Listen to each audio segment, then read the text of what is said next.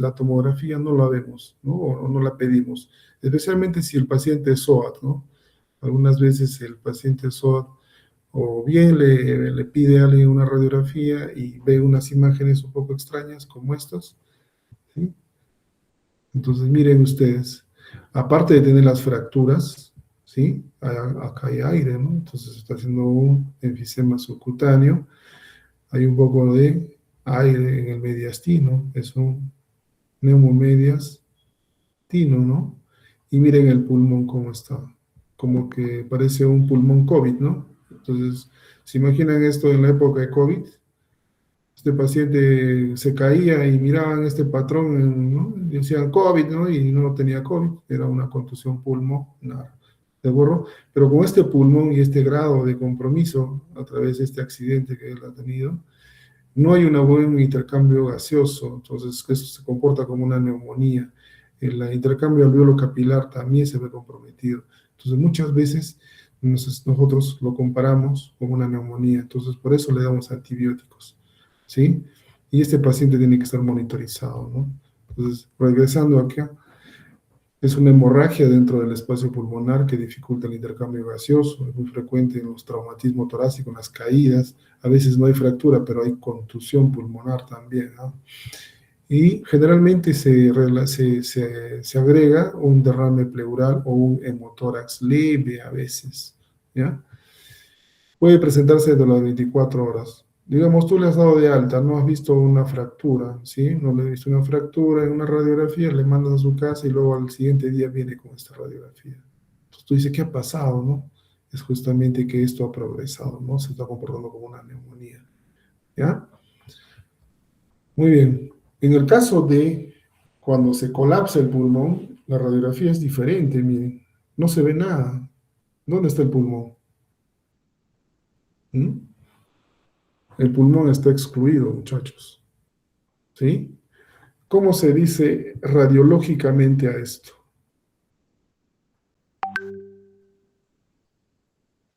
¿Cómo se, cómo informa el radiólogo? Fuera que el diagnóstico, ¿no? ¿Cómo le dice esto? ¿Mm? Chicos,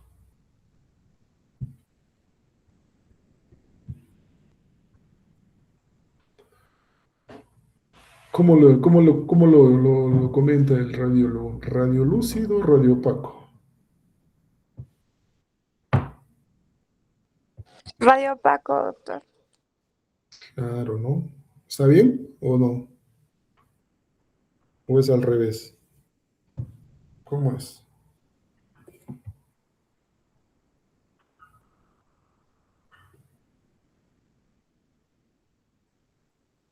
¿Cómo es? ¿Todos están de acuerdo? Doctor, es radiolúcido. Ya, a ver.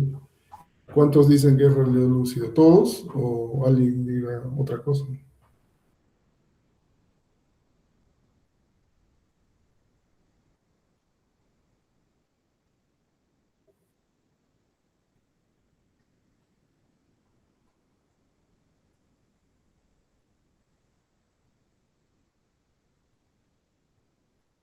¿Cómo es?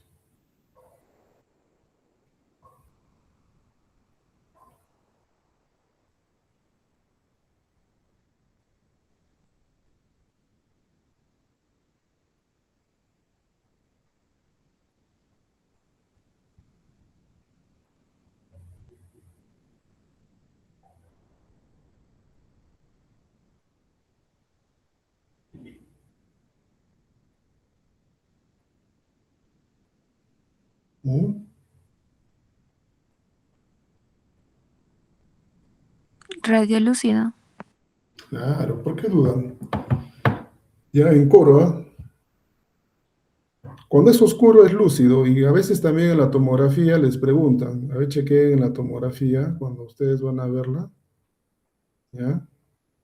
Incluso en la tomografía también hay unidades de Hounsfield, son unidades que hacen de densidad en el líquido, órganos sólidos, ¿sí? El agua, la sangre, ¿de acuerdo? Entonces, toda esta zona negra, digamos así, en forma, qué sé yo, del paciente, va a decir, ¿no? El paciente va a decir, no, esta zona no hay, está excluido el pulmón. Entonces, eso es lo que sucedió, miren, ¿no? Es un neumotórax, ¿sí? Pero si, por ejemplo, yo atravesé todo esto con un cuchillo o, qué sé yo, un CBC que le coloco acá arriba y me fui pues de frente hasta atravesé la pleura parietal, eso que es un neumotórax traumático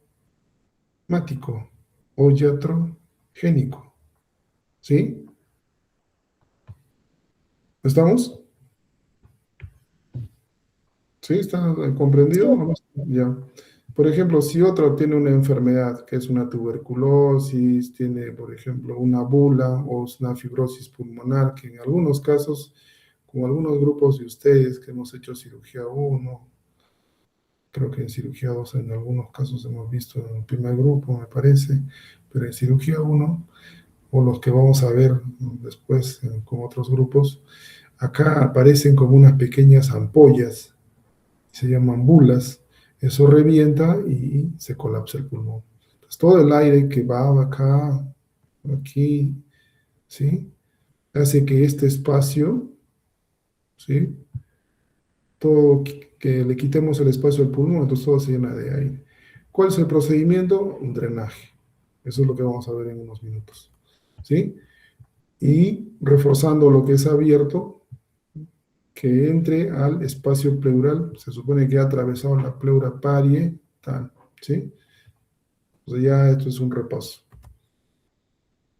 ¿Sí? Miren, se ha abierto como una toracotomía, ¿no? En la cirugía de tórax hacemos esto, abrimos totalmente esto, miramos acá, reparamos el defecto, operamos un quiste atípico, una bula, o le atravesó el cuchillo hasta acá, miramos bien cómo está, pero el abrirlo, generamos también un neumotórax traumático, ¿no?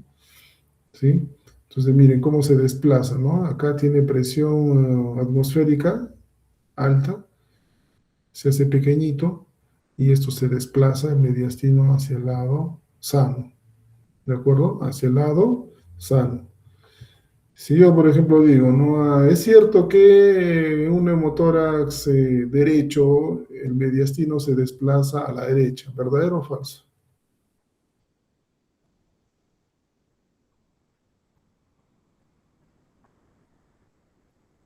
¿Verdadero o falso?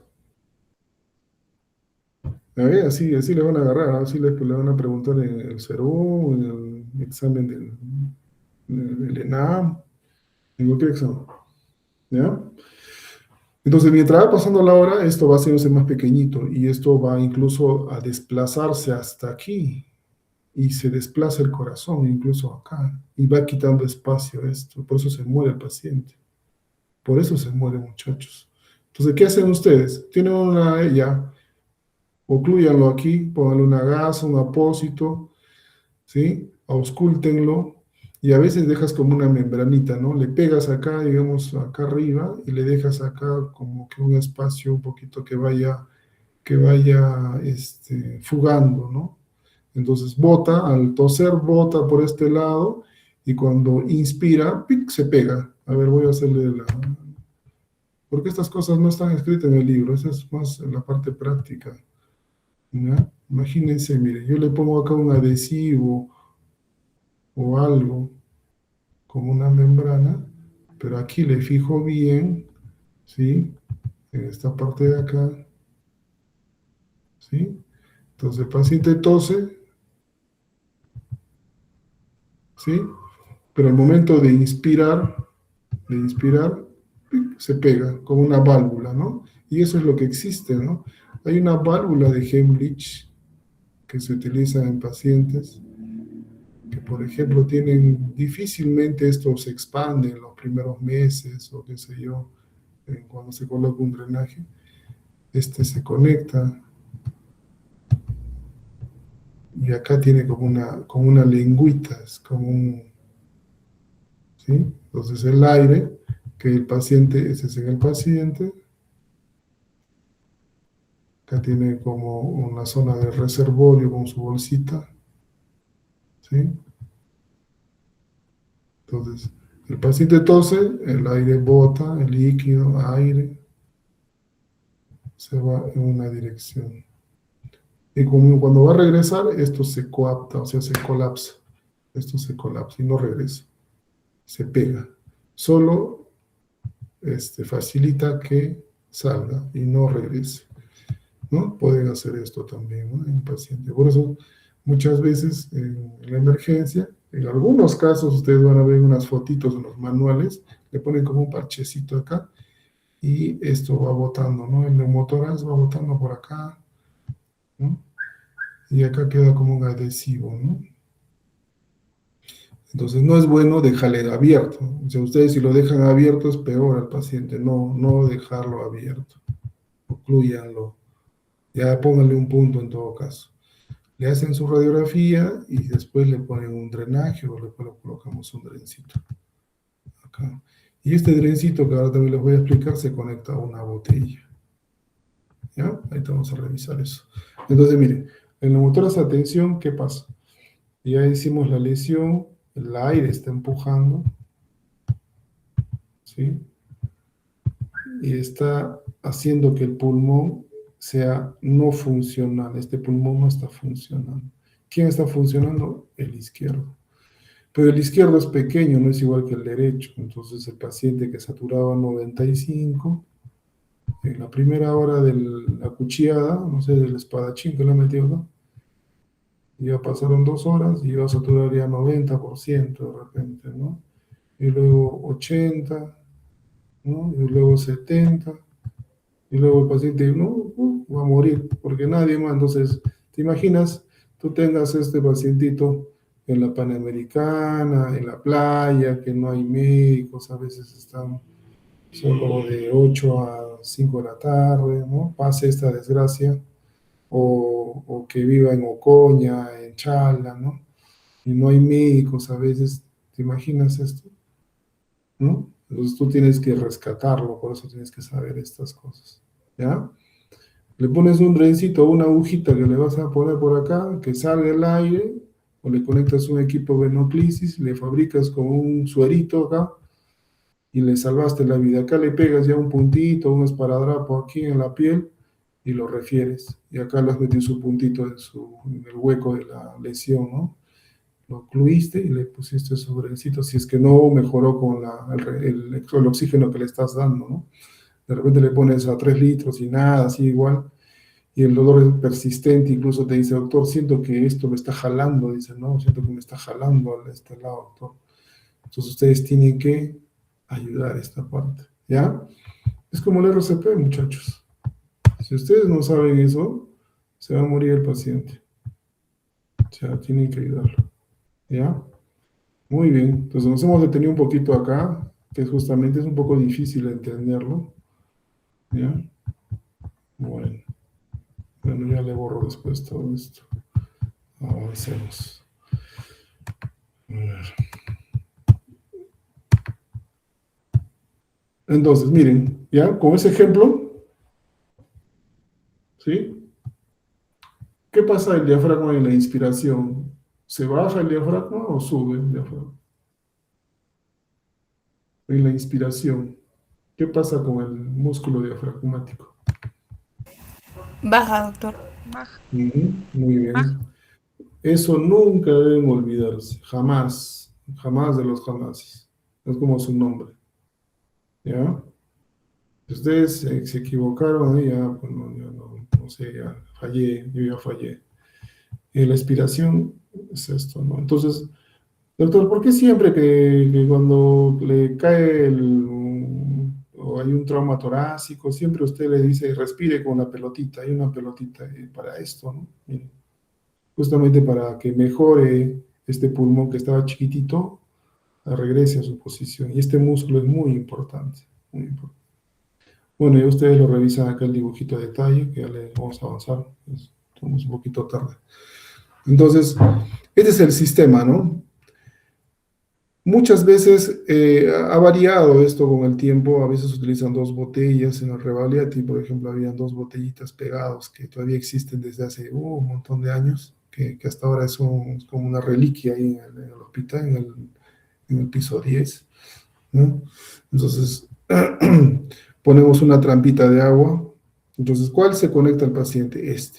Miren, todo el líquido, el aire que tiene en el pulmón, ustedes saben, la cavidad pleural es presión negativa. Entonces, toses a la maniobra de Valsalva, toses, va a caer por acá. Y acá, como tiene como una trampita y tiene la presión atmosférica o del ambiente, va a hacer que jale, ¿no? Jale, ¿sí? Entonces, todo lo que salga no va a regresar, a no ser que esto lo pongas arriba en la cabeza del paciente y todo el líquido se va a meter, ¿no? Entonces, siempre esta botella tiene que estar al ras del piso, siempre al ras, en los pies del paciente, no levantarlo. Si lo vas a levantar, tienes que clampar acá, tienes que clamparlo, ¿ya? Este es el drenaje torácico, ¿ya? Todos los hospitales van a ver esto, en todos, donde vaya, salud, MINSA, clínica, donde vaya. Y generalmente le ponemos un sellito de agua de 400 de cloruro. Doctor, ¿dónde puedo hacer mi toracocentesis, mi neumotórax? Donde están marcaditos, ¿sí? Línea medio axilar, el punto de reparo generalmente es esto, el pectoral mayor, el dorsal, línea medio clavicular, y justo acá hay un vacío. Ustedes pueden tocarse y es casi un poquito más arriba de la línea mamaria, ¿no? Entonces ustedes van a ver un vacío ahí, y se toca, ustedes pueden tocarse, se ve, digamos, con mayor claridad la costilla, ¿ya? El borde superior, el borde inferior, ¿no? Entonces es ahí donde uno, previa anestesia local, y desde luego, ¿no? En todas las guías de práctica clínica, se hace protocolarmente, ¿no? Primero al paciente hay que informarle, señor, tiene usted que explicarle la enfermedad que tiene, posteriormente que él te haya autorizado el consentimiento informado, se procede, ¿no? A explicarle, vamos a poner la anestesia, vamos a colocarle un dispositivo que eso va a permitir de que el pulmón bote el aire o bote la sangre, ¿no? Si el paciente está inconsciente, bueno, pues la familia tendrá que autorizarlo, ¿no? ¿Ya? Entonces, esto, ¿ya? Miren, ¿sí? Entonces, ¿qué pasa si yo pongo muy cerca acá la línea mamaria? Hay una estructura muy importante que nosotros los cardiovasculares cuidamos, ¿no? Que es la mamaria, la arteria mamaria. Entonces, muy rara vez le ponemos acá. Pero si es un flaquito que está postrado, de repente es un poco difícil utilizar esta parte de acá, de repente, con cuidado, acá ponemos con una agujita, ¿no? ¿Sí? En algunos libritos se mencionan esta parte, pero generalmente esta es la parte de preferencia, ¿no? Que se debería poner, ¿ya? Borde superior de la costilla, con cuidado con el paquete vascular nervioso que está debajo de la costilla, ¿no? Debajo de la costilla, ¿ya? Miren, acá estamos, vamos a inyectar la anestesia local. ¿Qué anestésico local le vamos a inyectar? Ya ustedes saben, ¿no? ¿Qué anestésico local le ponemos? Alternativa, bupivacaína. Otra, ¿qué más le ponemos? Lidocaína en gel. ¿Qué más? ¿Qué otros anestésicos locales conoce? Alternativa C. Ya voy a otro, anestesia regional. ¿Qué tipo de anestesia le pedimos a farmacia o a la enfermera? Señorita, pásenme, voy a ponerle anestesia al pacientito. ¿Qué le ponen?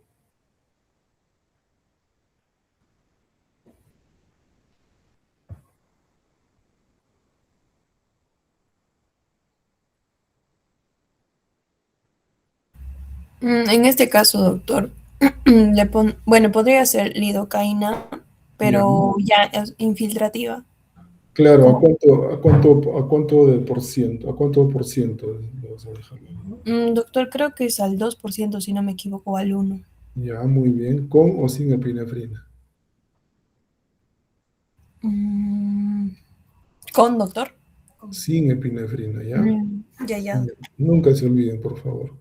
Eso, porque con epinefrina generalmente lo utiliza el dentista, me parece, ¿ya? Pero nosotros sin epinefrina, ¿ya? Porque te imaginas, mira, la epinefrina le metemos acá, donde está mi puntero. ¿Qué es esto? Este de color rojito. Entonces le picamos a un vasito sanguíneo y le ponemos epinefrina, ¿no? Va a tener problema cardíaco, ¿no? ¿Sí? ¿Cuál de los anestésicos locales es más cardiotóxico, aparte de la lidocaína que la comentaba muy bien la doctora? Es muy cardiotóxico.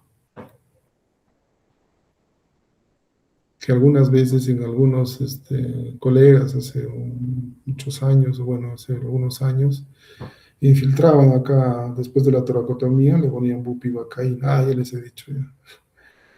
Es la bupivacaína, ¿ya? Entonces, una vez esto se impregnó acá en un vaso sanguíneo y el paciente hizo un problema, ¿no? Un problema cardíaco, ¿sí?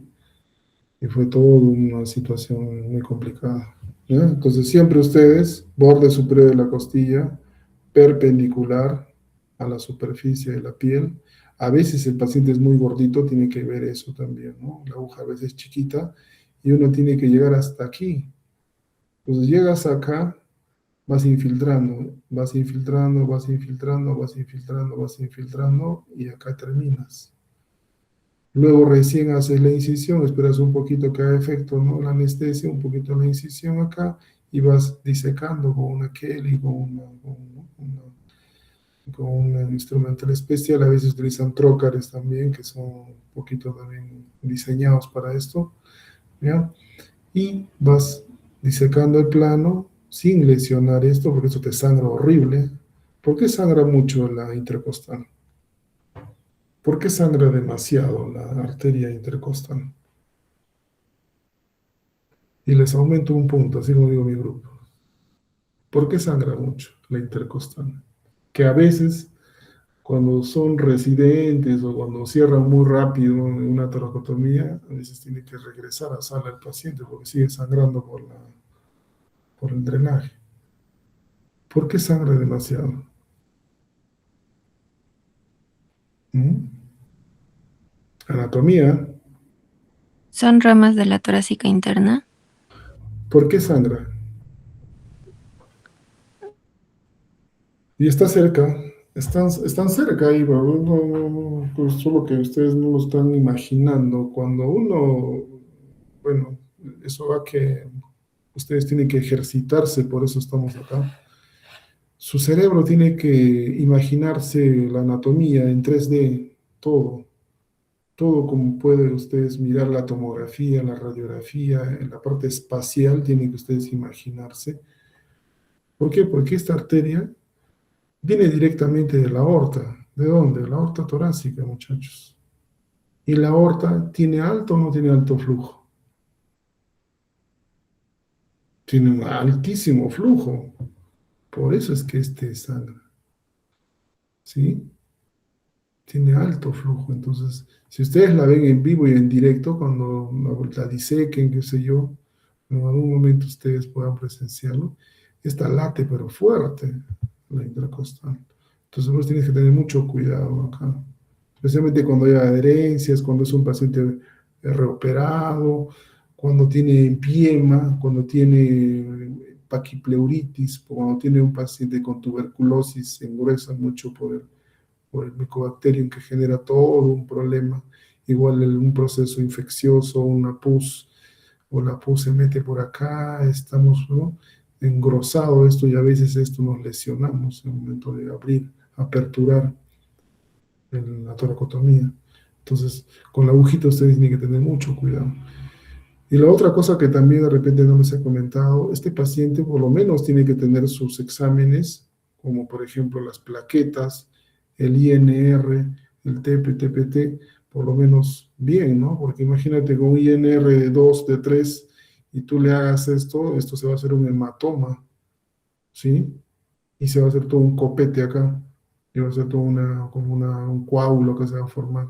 Entonces tienen que saber ustedes eso también, ¿no? El paciente, ¿ya? ¿Y para qué hacemos esto? Justamente para hacer una toracosíntesis diagnóstica, ¿no? Imagínense, ustedes no tienen equipo de rayos X, o va a demorar, y ya es urgente que le hagamos algo al paciente en la unidad de shock trauma. Entonces hacemos con una aguja un poquito de anestesia local, metemos hasta acá, al espacio pleural, aspiramos, si sale sangre, hemotórax, tubo. Si sale aire, igual, tubo, y vemos está hemodinámicamente inestable, ¿no? Por ejemplo, un paciente que va a entrar a la sala de operaciones, que no es un paciente de trauma agudo, pero que le han puesto un CBC, y de un momento a otro el doctor, el anestesiólogo dice, ya terminó la cirugía, entonces extubémoslo o llevémoslo a otro ambiente, y no sale, ¿no? Quizás hizo un neumotórax traumático por el CBC, ¿ya? Y no olviden esto, ¿no? La pleura parietal y la pleura visceral, ¿ya? Y esto es el líquido. Entonces, ya pasamos esto del neumotórax, ahora vamos a ver un poquito del hemotórax. Como hemos comentado a principios de las diapos, si tenemos más de 1500, de 2500 a 3000, que son ya 3 litros, o un gasto mayor a 100 cc por hora, o 200 en 2 a 4 horas, el paciente tiene que entrar a toracotomía de emergencia, sí o sí, ¿de acuerdo? Entonces puede ser que en algún lugar, si hay fractura múltiple, de repente una intercostal esté sangrando, el mismo hueso o algo, ¿no? Alguna estructura importante que necesitamos sí o sí explorar, ¿no? Igual que una laparotomía, se hace una toracotomía de emergencia, ¿no? En la parte del sangrado, probablemente. Y este paciente tiene que regresar a la UCI o shock trauma, ¿no? Para monitorización y estabilización y reponer probablemente el shock hipovolémico, ¿no? Como hemos comentado, ¿qué es esto? ¿Radiolúcido o radiopaco? Ahora no creo que se equivoquen, ¿no? ¿Qué es? Radiopaco. Muy bien, ¿ya? Y acá ven ustedes, ¿no? Miren, parte del CBC, ¿sí? No sé qué es esto, no sé si es un CBC o hay algo acá, ¿no? Pero el CBC generalmente viene así, ¿no? ¿Ya? Pero más que esa imagen, miren, de la radiografía simple, miren la tomografía, ¿no? Bueno, esto está al revés, ¿ah? Pero debes tener esto, ¿no? Esto es sangre, ¿sí? Esto es sangre, ¿ya? Igual acá, ¿no? Hay un poquito de derrame, por un hemotórax leve, acá hay un hemotórax moderado, ¿no? No tenemos acá una visualización completa del pericardio, pero no hay, por ejemplo, un derrame pericárdico, ¿no? Pero un poquito grandecito el corazón, ¿no? Un poquito grandecito. No vemos enfisema subcutáneo tampoco, ¿sí? No vemos enfisema. Tampoco vemos un colapso del pulmón por acá, o aire, ¿no? No se ve, ¿ya? Y finalmente llegamos a este tema, ¿no? Que es el taponamiento cardíaco. Cuando son lesiones penetrantes, y generalmente las contusiones cerradas, el piloto, el que maneja el carro, es justamente por el timón del auto, ¿no? Entonces choca directamente al esternón y eso hace que por la inercia probablemente el cuerpo atrae hacia adelante y esto genera una contusión y un hemopericardio, ¿no? Entonces, o puede generar incluso un estallamiento, ¿no? Y el paciente puede morir al instante. Pero ¿qué características clínicas debemos tener en cuenta a través de la tríada de Beck? ¿Qué es? La ingurgitación yugular, ruidos cardíacos lentos o apagados, ¿sí? Apagados, y la hipotensión, ¿no?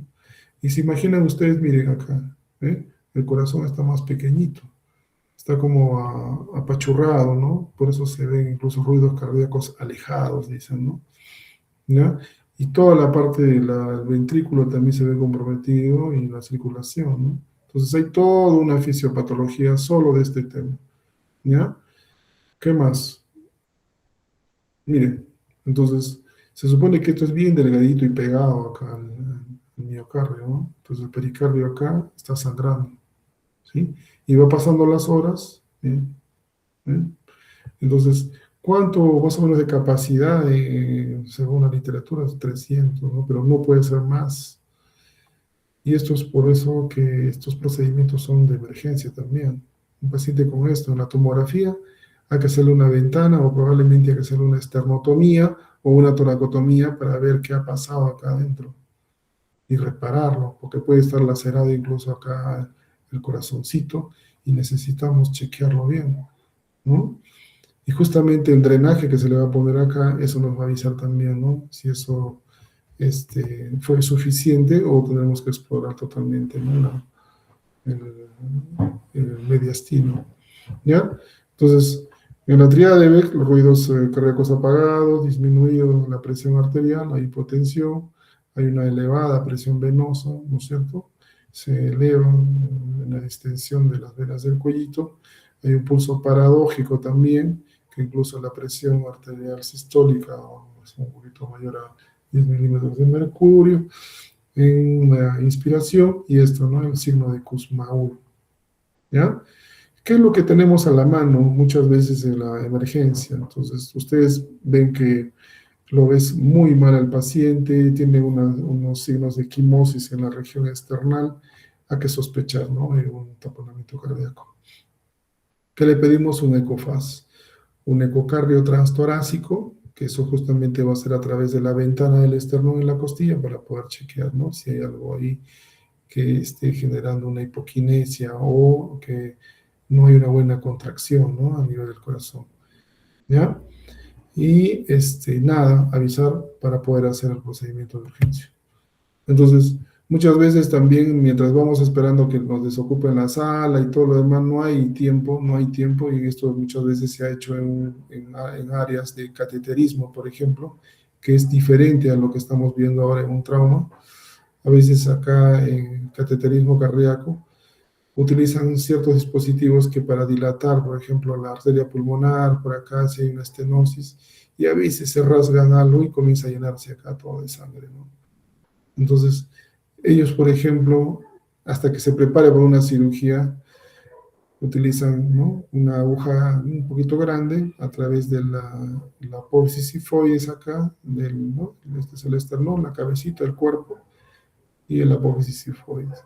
Pegadito al borde, digamos, paraesternal, digamos acá, ¿no? Izquierdo, a través de una ecografía guiada podemos picar, ¿no? Un poco de anestesia, podemos picar acá y podemos colocarle el CBC, ¿no? Tenemos el CBC y eso nos puede ayudar un poco mientras tanto para que el paciente no muera en ese momento, ¿sí?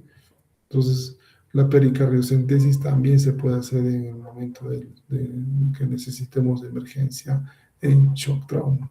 Y la toracotomía o la ventana, ya eso lo hacemos en sala mayor. Pero muchas veces esta parte de acá, cuando es una cirugía mayor, tiene que tener la evaluación de anestesio, sangre y todo esto, y a veces demora, ¿no? Demora mucho tiempo. Y el paciente no te va a aguantar mucho. Corremos el tiempo acá, ¿no? Acá es enemigo el tiempo, enemigo, ¿ya? ¿En qué casos también se ha visto derrames o taponamientos cardíacos? En los pacientes con cáncer, ¿ya? Que no es el tema, desde luego, es solamente un ejemplo, ¿sí?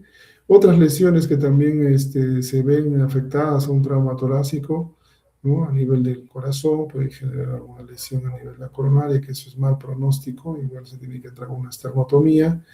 En la aorta que hemos hablado, que son potencialmente letales también, que puede que alguna zona acá tenga un hematoma, ¿sí? Y puede generar después, ¿no? Un aneurisma, ¿sí? Un aneurisma, ¿ya? ¿Qué más? Claro, también existen unos nerviecitos por acá que están pegaditos que van a inervar al músculo, que es el nervio frénico, ¿verdad? Entonces también a veces el nerviecito por el hematoma también puede generar alguna situación respiratoria dentro del mediastino, ¿no? El mediastino es muy delicado, es muy, muy delicado, ¿ya? Quizás lo que no les he comentado mucho es el neumomediastino. A veces el paciente, el aire se mete por todo lado, entonces a veces se mete por acá también, ¿no? Aquí. A veces es difícil drenarlo, ¿no? Es difícil drenarlo. Entonces, si el paciente está intubado, a veces se le hace su traqueostomía, también puede ser que ayude eso, ¿no? Para que mejore la parte de acá. Pero muchas veces se reabsorbe esto, ¿no? Dependiendo cómo está en la imagen tomográfica, en la radiografía, etcétera, ¿no? ¿Ya? Y las lesiones traumáticas de diafragma que vamos a ver en una clase que es justamente del tema, ¿no? Todo esto no es solamente de nosotros, o sea, no es solo el médico, es todo un equipo, muchachos. Desde que entra el paciente, desde que ha sido coordinado en referencias, desde que nos han avisado de que va a venir un acuchillado, probablemente que va a entrar a la sala, estamos de guardia, pues todos estamos coordinados, ¿ya? Finalmente, estos son dos algoritmos que les he puesto, es para un repasito. Un trauma torácico cerrado, leve, y moderado y grave. En el leve, por ejemplo, pides una radiografía, hay ausencia de lesiones, alta, ¿sí? Analgésico. Pero, por ejemplo, si hay una fractura costal, ¿no?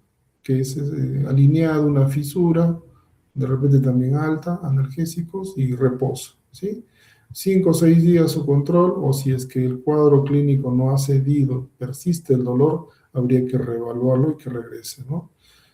¿Ya? Fracturas costales, un criterio de observación, de esternón, de escápula, de otra cosa. A veces se necesita tomografía, otros exámenes más, ¿no? Para poder ver la reconstrucción y no equivocarnos y darle de alta, ¿sí? Muchas veces, a veces llega acá, es un paciente joven y me duele un poco ya, y de repente tiene otra cosa y no lo dejamos en observación, a veces se muere, ¿eh? Hay que tener mucho cuidado, ¿ya? Vigilancia las 24 horas, ¿sí? Cuando es moderado grave, ni a balas, ya esto se queda este paciente, ¿no? Se queda en área de emergencia, en shock trauma, no sé, y ya tienes que correr todo, ecofar, rayos X, es más, a veces se queda en su ambiente y todo tiene que ir al ambiente, todo. El eco, la radiografía, el que viene del laboratorio tiene que sacarle sangre en su ambiente, es una UCI o shock trauma, ¿sí?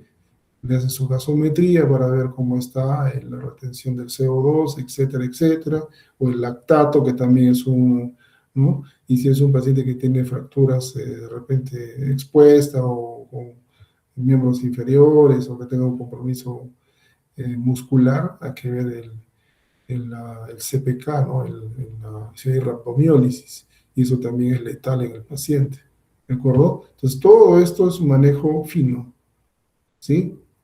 ¿Qué más? Y a veces tenemos que reponer sangre, ¿no? Si tiene un shock hipovolémico. Ahora, tampoco no lo podemos solamente ya estabilizar, sino que también hay que decidir, ¿no? ¿Qué más? Si ese paciente va a entrar a sala, porque si él le pone sangre y sigue igual o sigue peor, tiene que entrar a cirugía, ¿no? Pero ya se supone que ya le has corrido por lo básico, ¿sí? Lo básico, y a veces muchas veces nos equivocamos porque de frente lo mandamos el grave, lo mandamos a tomografía, no te pases. ¿Cuándo le mandas a tomo? Cuando está estable, ¿sí? Cuando el paciente está un poquito estable, lo mandamos a tomo, porque lo vamos a mandar a tomo y se va a morir. Porque primero el que va a llevar al paciente al tomógrafo tiene que tener un ventilador mecánico portátil. Y a veces ahí todo un problema, se sale el tubo y todo es un problema, ¿sí? Por eso es que esto es muy importante, la evaluación, ¿ya? En un trauma torácico cerrado. En un trauma torácico perforante o abierto, qué sé yo. ¿Qué pasa? Si el paciente está estable, igual se le hace su valoración, me parece que ahora es CAB, ¿no es cierto? Es al revés, creo, ¿ya? Se aplica el protocolo o esto de la guía, la ATLS, ¿no es cierto? Si está estable, bueno, hacemos sus imágenes complementarias, chequeamos, damos antibióticos, antitetánica, etcétera, etcétera. Si es para suturarlo, lo suturamos. Y si es que ya es una situación que necesitamos una hernia diafragmática, como hoy día estamos sospechando de un paciente de shock trauma, que felizmente que fue una eventración, entonces hacemos una cirugía, ¿no? Urgencia cuando es un compromiso por una hernia diafragmática traumática, ¿no? Por un cuchillo de arma blanca, arma blanca, arma de fuego, o que haya comprometido una víscera hueca, el estómago, ¿no? Entonces tenemos que hacer la revisión en sala, ¿no? Si, por ejemplo, en la tomografía está bien, se estabilizó, a veces esperamos un poquito. Pero si es un paciente inestable, que es un riesgo de vida al paciente. Le hacemos todos los exámenes, ¿sí? A veces no es posible de repente seguir, ¿no? Hasta con aminas, tiene un mal pronóstico y finalmente va a morir el pacientito. O entramos a sala y bueno, ¿no? Podemos revertir esto y el paciente se va a estabilizar, ¿no? Entonces todo depende de esta evaluación, chicos. Todo, el ABC. El ABC o el CAB, ¿no? Que son varios parámetros en los cuales ustedes sí o sí tienen que conocer. Muy bien. ¿Alguna pregunta?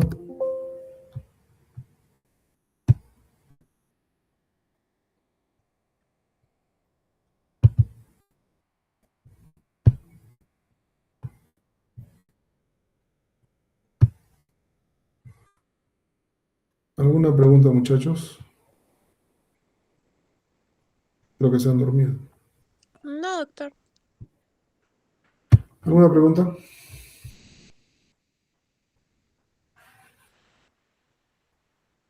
¿Todo entendido o más o menos?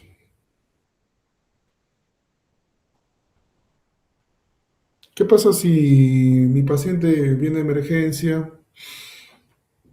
eh, Le ponemos, está saturando 80% y está a 6, 7 litros con cánula binasal. Lo mantenemos con cánula binasal, lo dejamos, lo cambiamos a otro.